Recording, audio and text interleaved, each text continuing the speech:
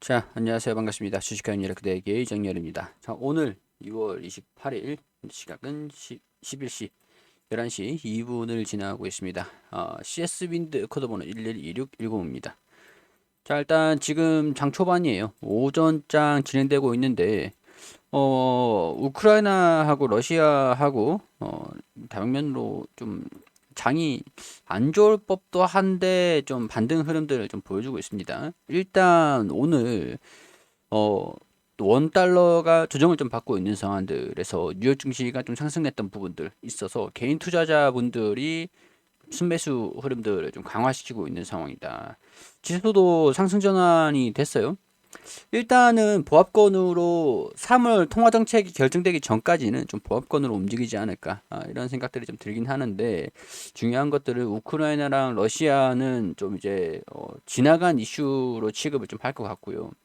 통화 정책이 좀 어떻게 되느냐 이런 부분들이 중요하게 적용이 될 수 있을 것 같다라는 생각이 듭니다. 일단은 시장을 좀 간략하게만 풀어드리면 자, 여러 가지 좀 복합적인 그런 상황이에요. 러시아가 우크라이나하고 지금 전쟁이 전면전 현상을 좀 보여주고 있는데 러시아를 제재를 하면서 가스 가격이 급등을 하고 원유까지 강세 흐름들을 보여줍니다. 지금 90달러 전후로 움직이고 있는데 100달러를 좀 통과를 했다가 90달러까지 수정을 좀 받았다가 스위프트의 러시아의 스위프트를 퇴출을 시키겠다라고 얘기를 하면서 다시 원유 가격의 강세를 좀 보여주고 있는 겁니다. 지금 러시아하고 우크라이나하고 양상이 전면전을 하고 있는 상황에서 에너지에 대한 부분들로 지금 귀추가 좀 주목이 되고 있는 상황들이거든요.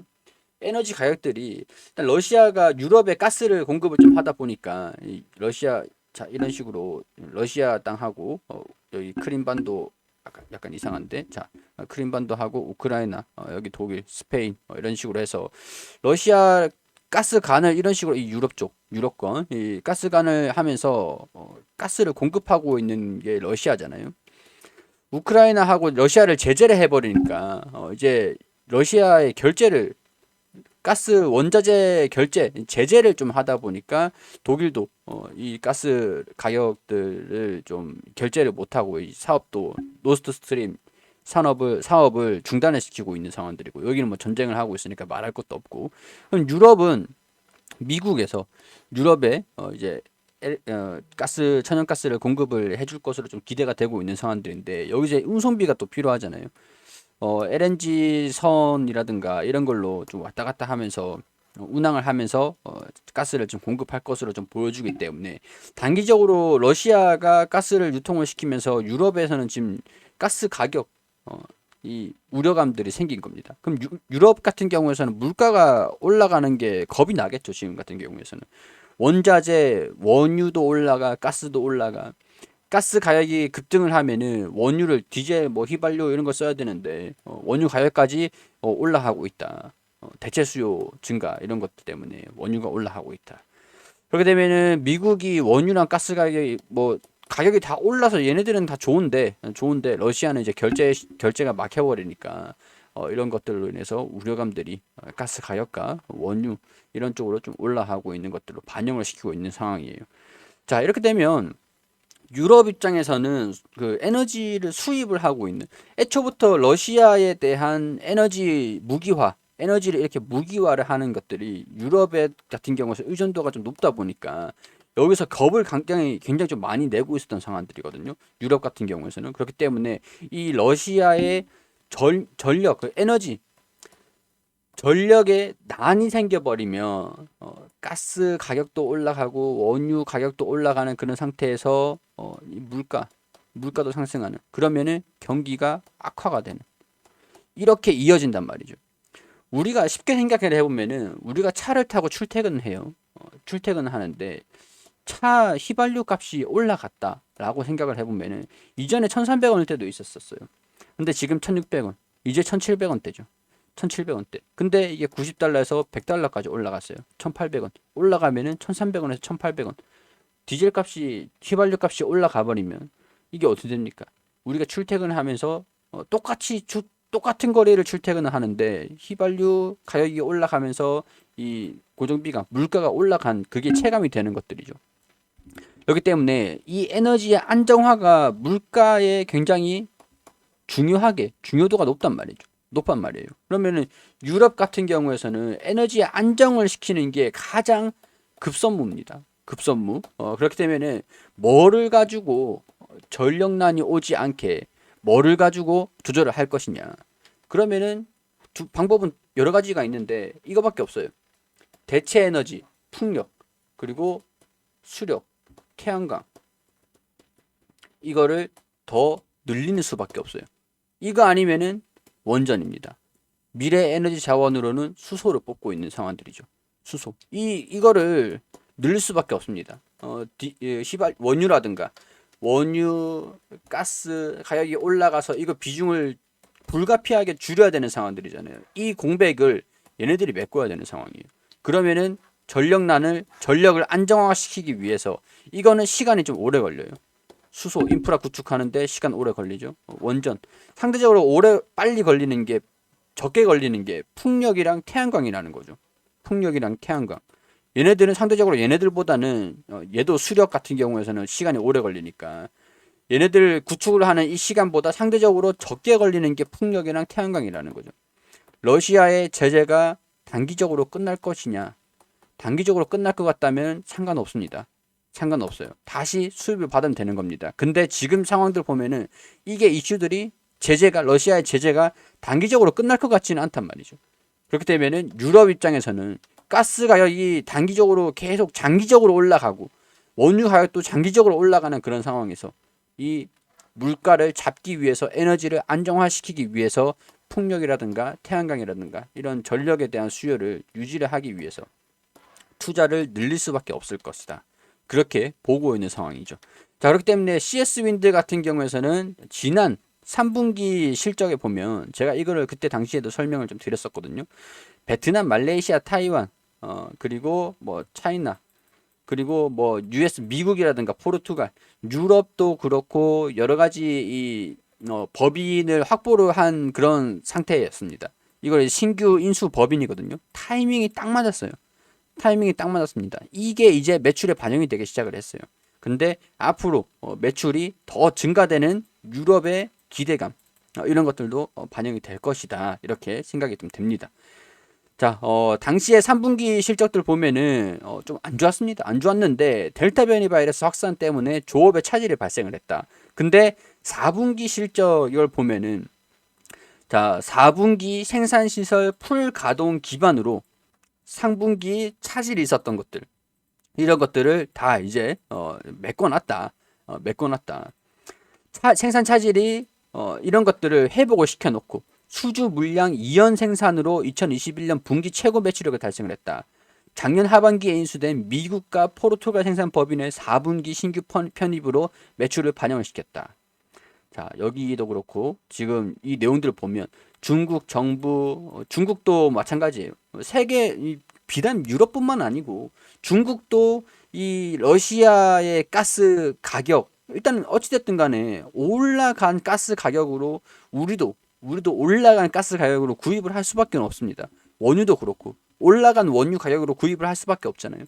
그렇기 때문에 유럽뿐만 아니라 글로벌적으로도 이런 풍력 적으로 수주가 좀 증가될 수 있다. 근데 국내 같은 경우에서는 시장성이 좀 낮아요.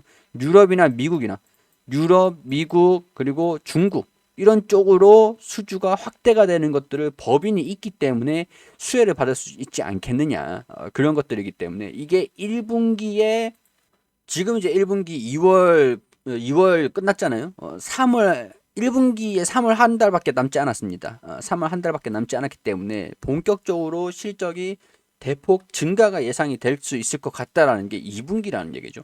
2분기다. 그렇게 되면은 여기서 유럽이 전력난 물가를 안정시키기 위해서 에너지에 대한 투자를 좀 하겠다. 이게 풍력이다. 라고 하는 순간부터 본격적인 수혜가 예상이 되는 그런 상황들이 발생이 되기 때문에 그거를 선 반영이 지금부터 조금씩 나와주고 있다라고 하는 것들이 이런 움직임들 우크라이나 러시아 에너지 가격들이 강세를 보이면서 대체 수요에 대한 기대감들이 여기 거래량들이 나와주면서 반영이 됐다라고 설명을 드릴 수가 있을 것 같습니다.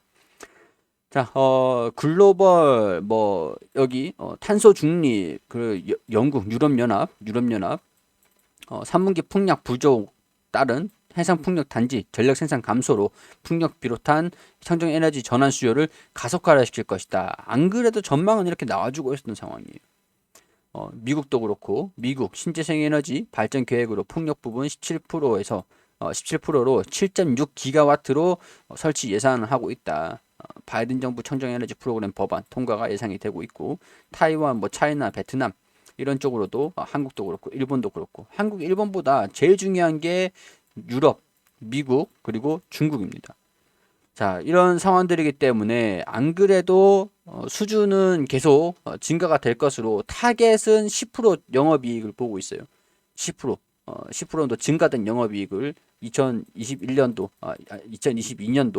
2022년도는 매출액이 2021년도 타겟이 자, 1조 2천이었거든요. 1조 1천이었는데 1조 2천. 그리고 2022년 타겟은 1조 7천이다. 1조 7천. 수주가 지금 1,300조. 300억. 1,300억. 수주가 2021년들보다 타겟 수주는 실적이 좀 낮았는데 실질적으로 이 2022년에는 1,300억 정도 수주 총계가 좀 잡혀 있는 것들이 있기 때문에 매출도 그렇고 영업이익도 증가가 될 것으로 보고 있다. 그런 상황에서 이번 연도 추정치를 보면은 1조 7천억이 매출액의 목표라고 했는데 컨센서스는 1조 6천억으로 잡고 있는 상태고 영업이익은 1,200억. 일단 성장한다라는 거고 당기순이익도 900억까지 증가된다.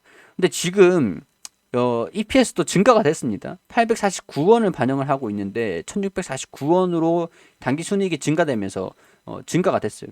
증가가 됐고 올해는 2,000원대로 보고 있다라고 하는 것들이죠. 자, 849원을 반영을 하고 있으면은 EPS PER이 지금 70배 정도 수준이 됩니다. 여기 지금 계산을 해보면은 올라간 6만 700원 수준에서 849원을 계산을 해보면은 71배 수준이에요. 71배 수준. 자, 근데 1649원을 한번 반영을 해서 올라간 지금 오늘 6만 700원 수준에서 1649원 작년이죠. 2021년도 영업이익을 반영을 시켜서 PER을 계산을 해보면은 36배라는 거예요. 71배 수준에서 36배로 싸진다라는 거죠. 더 싸진다. 이게 영업이익을 증가시키기 때문에 이게 1주당 순이익이 증가가 됐다라고 보는 거고 2132원이 이번 연도거든요. 이번 연도 2136원이 32원이다 라고 했을 때 2132원을 대입을 해보면 28배 그러니까 70배짜리가 28배로 저평가 요인이 지금 발생이 되고 있다라는 것들이죠. 근데 이게 저평가다 얘기를 하는 것보다 시장에 부각되는 게 중요하다라는 거죠. 시장에 부각이 되는 게 지금 에너지에 대한 중요성들이 부각이 되고 있다 보니까 주가에도 긍정적으로 반영이 좀 되고 있는 상황들. 그렇다고 장기적인 안목에서 지금 가격이 부담스럽냐? 그것도 아니다. 이렇게 설명을 드릴 수 있을 것 같습니다.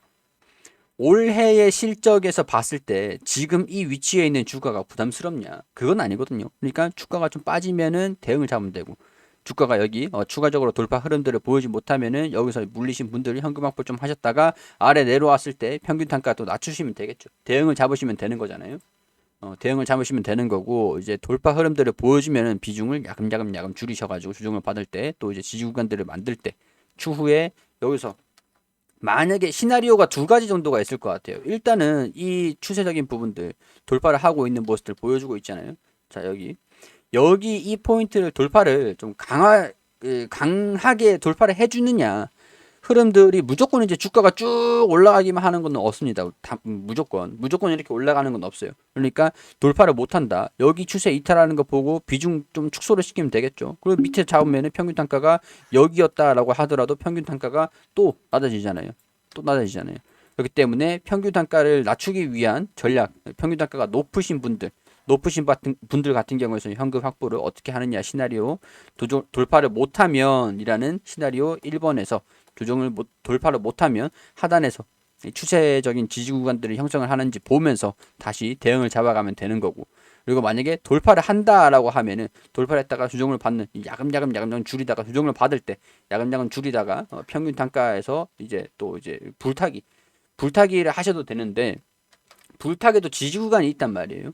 돌파를 하다가 무조건 이제 주가가 쭉 올라가기만 하는 건 없다는 말이죠. 그러니까 이렇게 올라가다 이런 식으로 가다가 이런 식으로 가는 거잖아요. 그러니까 움직임들이 그러니까 이 저항 구간을 체크를 하면서 비중을 야금야금 줄여가다가 내가 수익권에 올라가 있는 상태에서는 야금야금 줄인 다음에 이제 남은 주식 같은 거는 쭉 올라가면 그냥 현금 떨어지면 현금 확보 된 걸로 이제 평균 단가 낮추면 되니까 이런 전략들 시나리오 2번이다라고 돌파를 하는 모습들 보여주면은 야금야금 하다가 조정을 받을 때 대응을 잡자.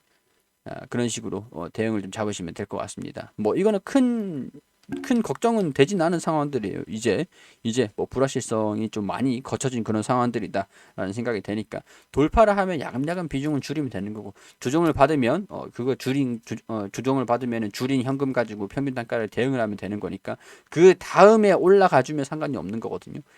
이게 존버를 해도 이게 계속 이제 장기적으로 장기 투자를 한다라고 해도 평균 단가는 계속 관리를 하시면서 가실 필요는 있다라는 거죠. 자, CS 윈드 가지고 계시는 분들 전략과 함께 어떤 상황인지 그런 것들 참고하셔가지고 투자 판단을 해주시면은 감사드리겠다는 말씀 드리도록 하겠습니다.